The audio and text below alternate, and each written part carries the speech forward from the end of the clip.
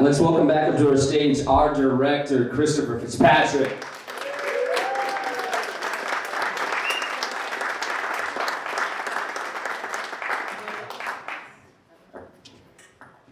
Check. All right, here we go. They said, not that one, not that one. All right, cool.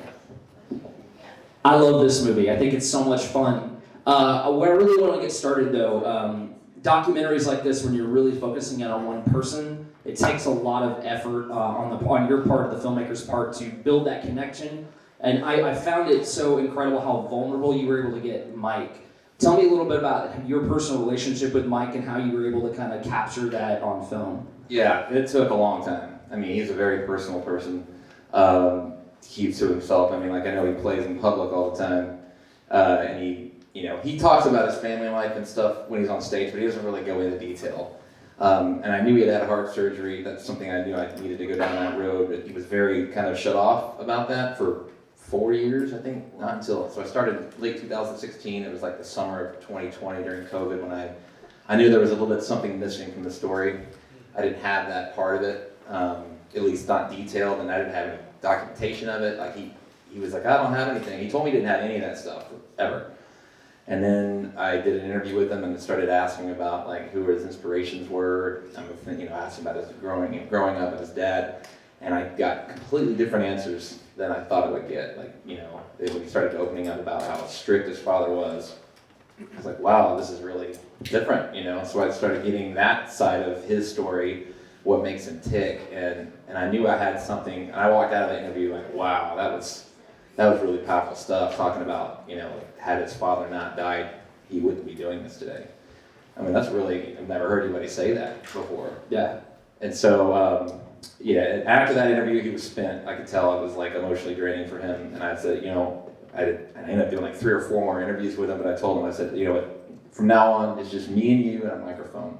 I'm gonna record it, but no camera, no lights, just me and you chatting. And so that's when he filled in the gaps of all the other stuff. So it took, a long time to get personal with him, but he finally, I think, started trusting me. And then he was like, oh yeah, I got some photos from, surgery day. And, I was like, you've been telling me no the whole time. And I realized I could just read between the lines. Like, it was just a trust thing, just wanted to gain that trust.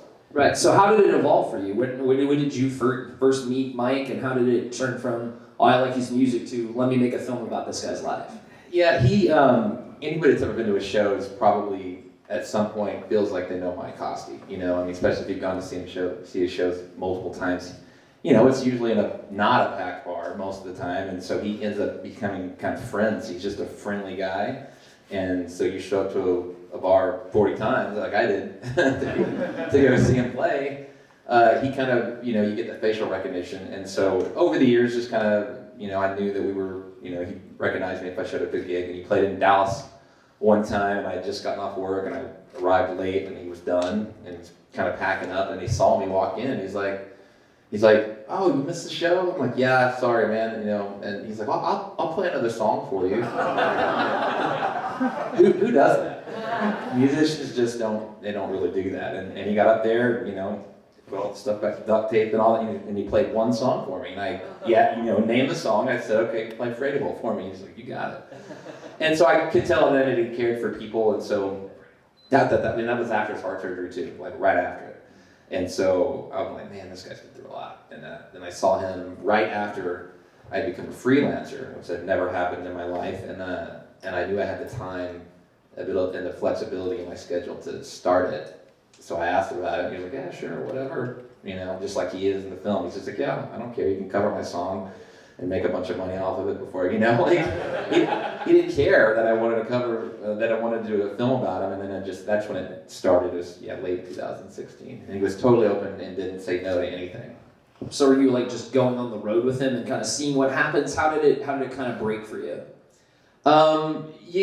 Like going to that show in Enid, I remember asking him after I interviewed him, I said, what's the dirtiest, down and dirty bar in Oklahoma that you play at? And he was like, the barn in Enid. So we rode up 2 hours one way, and I got to see him in his element, and driving back with him, after the bar's closed, and he's got to do his own merch, and he's got to pack all his own stuff up, and we're getting in the van at 2:30 in the morning, and he's got to drive back 2 hours home, and 2.5 hours, and that's what he does, like 5 nights a week, basically, unless he's playing in Norman. So I was like, this guy works hard. That was the other thing. And so I started appreciating what he goes through, and considering the heart surgery, I'm like, dang, this guy's, this is 50 at the time I started it, You said, what did it break for me? I remember there was a moment, and it's well documented in the film, when I went to Stephenville, Texas, to get Stoney LaRue playing that song. I didn't know how big of a deal that song was. I knew, like, what Hosty had told me, that it was the #1 hit for the year, and I was like, that's cool, but that's one thing. But then you see like 30,000 people that know every single lyric of the song. That's a whole other cultural thing. And I remember, I had mapped out my way to get to because it's just me at that point. There's no other photographers there, so I shoot a little bit of the song, and then Stoney does kind of like 4 minutes of some other song, and he comes right back to it, to finish the song, and gives me time to run all the way around, and I mapped it out. I had to talk to the security people, and make sure they let me up in the VIP section. I'd get over this, like scaffolding, and I'm looking down, I'm like, oh my God, there's, all these people that are seeing the lyrics that were scratched on a, little notebook or whatever in his kitchen table by himself, and nobody in here knows about it. Nobody in that audience knew that that's how that song started. And that's when I remember, I get chills thinking about it, and I did then, like, I knew I had something different, like just a bigger level. Do we have questions from our audience? Yes, ma'am. I've never heard of him. Enjoyed the film. Thank you. Thank you for producing it, because it exposed me to something new. You're welcome. There was a music scene in Oklahoma. Why not? Besides Blake Shelton or something? Yeah, right. But toward the end, there were some scenes where he was interacting with students and like teaching. Does he also teach at a university, or teaches guitar lessons, or? Yeah. It seemed like there was another whole side that we didn't get really a big view into, just a little snippet. Yeah, I touched on it a little bit. It was going to be a bigger part of the story until the family stuff came out. I tried to document a little bit, but it's kind of what he mentioned teaching guitar lessons when he's talking about how he was doing that when he heard the song play on the radio. But yeah, he teaches, and I think he still does teach like a music history class. Sat in there with him one day, and he's just going over all the stuff that he showed me in his guitar or his record collection. He knows all that stuff without really having to look it up. He knows all of it. He still teaches. He loves it too. He loves doing that. So I think he does that on, every Monday. He does it at UCO. It's in downtown Oklahoma City, Bricktown. And he I don't know if he teaches guitar as much as he used to. I don't think he does. I think it's a special thing now. But he had like a room at just some random local. They have rooms booked up, and there's Mike Hosty teaching guitar lessons to. It was fascinating. It was I think it was like an 11-year-old girl that he's teaching guitar to, and I don't think that girl knows anything about like this. Yeah, but that's another side of his life that it's a side gig, and he's a working musician, but that's another way to make ends meet. Is his son playing with him now? Or? No, his son is in a band called Wet Muscles. Yeah. He's got the same gene about the humor, and he's the lead guy. He's actually not a drummer in that band. He writes the songs. He's entertaining. He does banter between songs. He's hilarious and really good guitar player. And pretty recently, actually, like 3 weeks ago, I kind of orchestrated a reunion of the Mike Hosty trio without the drummer, as you might imagine. But it was Chris Weiser, keyboard player, and Mike Hosty, and they hadn't played in 23 years. And I'm like, wouldn't it be cool if we got Liam to play drums? And he did, and he played drums, and it was like a really, really special moment, and just being able to orchestrate that was cool. But I know it meant a lot to Mike to be kind of be in cahoots with his old keyboard player, but then do it with his son, like completely full circle to me. We had a question right over here. Well, first of all, Christopher, awesome job. Thank you. That was just Amazing. I was gonna ask the same question about his son. Was there any plans on touring with them possibly? They've played like a handful of times, like one-off gigs. I think one time, I can't remember, like Liam's band couldn't get a drummer, and I think Liam, I don't know if Mike played drums with his feet. I don't know. They've done a couple things on stage together, but not a ton. I mean, I think, Liam's, he doesn't really want to say I'm Mike Hosse's son. He's like, I'm Liam Hosse, and he's very prideful in that, and he can do it, and he's far ahead of where Mike was, I think, in terms of writing music at that age. He's a freshman in college right now. Yeah, and so a lot of the stuff you saw him playing, through the years, he was 16, like it said, he's still really young, and he plays all the time, and he had the freedom to do it, unlike Mike did. Mike said he could never, like Liam, I went over there one time, he was practicing with his band, and they got the whole living room just it's like a wreck. and there's just a full-on band, and his, mom was like she's like, oh, they come over here again, and Mike's like, I love it. Because I didn't get to do this when I was his age. I have another question, honestly. So I'm curious, when you're making a documentary like this, it's obviously so much about music.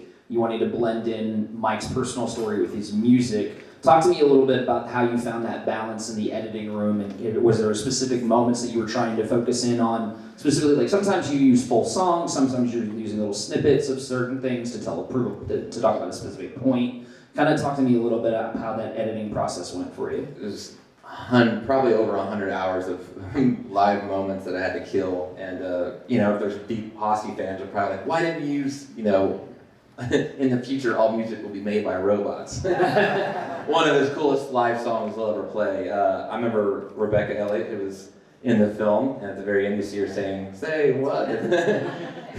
I remember mentioning to her that I probably wasn't going to use dishwasher, and then at some point I killed some of the stuff in the credits. I'm like, I have to get dishwasher in there, because that was the big hit. That was the big hit back in our day when we were in school.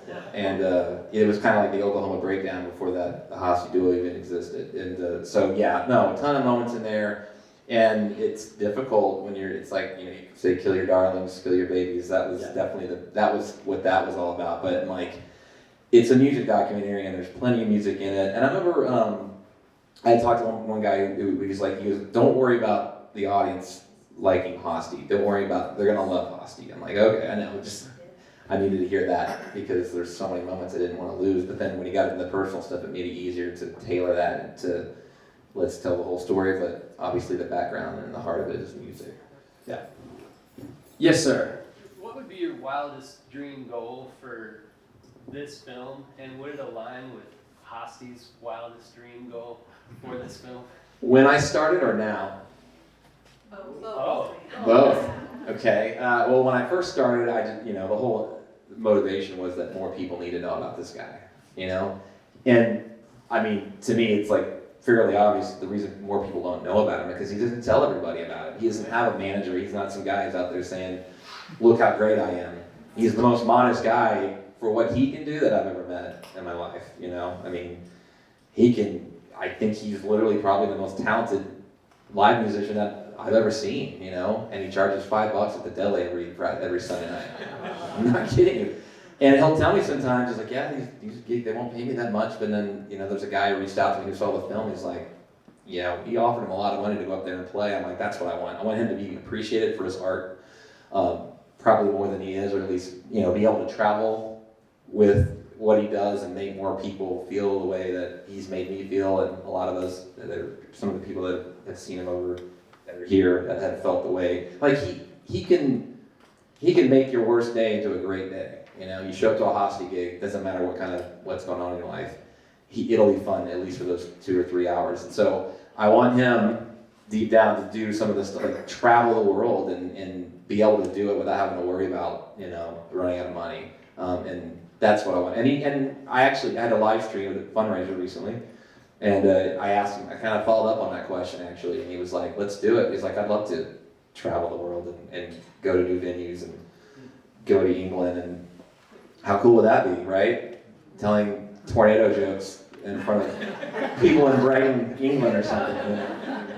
Are you tempted to become his manager? You know, it's so funny. I kind of feel in some ways I kind of have been, and it's, but it, you know, I thought about like, what would it take? You know, I'm like, it would take some guy who's willing to let Hosty dictate where he plays, but also somebody who's willing to open up their bank account at least once to get him on the tour, and then that's when it kind of just takes over itself. So in essence, yes, maybe this film is going to do that. I would love for that to happen. It's kind of starting to happen a little bit. We screened this in San Luis Obispo, California, and I didn't know that Oklahoma Breakdown is like a massive hit on the Central Coast of California. Sure, probably not many people here knew that. And the sponsor for their film festival like really said, hey, you guys need to screen this film. I think it's going to be a winner here. And they had him come back out. They had him play after the screening. And there's 60 people that knew nothing about him, you know, kind of like y'all. I mean, and they loved it. They stuck around and they laughed at, you know, all these jokes. And yeah, I want this for him. I don't care if I'd like to not go bankrupt trying to get this distributed, but at the very least, if he gets the due recognition for it that I think he deserves, and it's a winner. That's all I care about. Thank you. Yes, sir.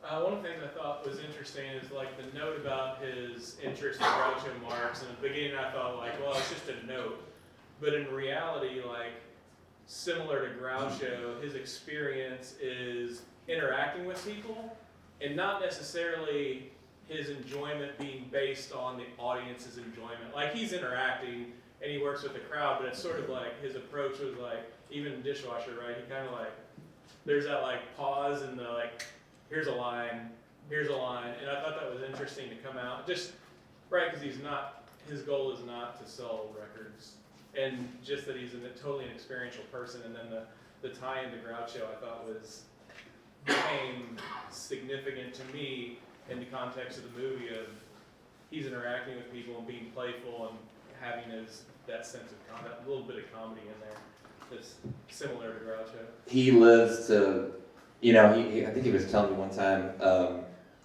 he's like, they're not there for me, I'm there for them. You know, he told me that one time, and I was like, that's really cool. I mean, he doesn't come at it like, look at me. He's like, I'm here for you. You guys are paying the money to see me. I have to give to you. I have to earn, you know, what you pay to walk in the door. And so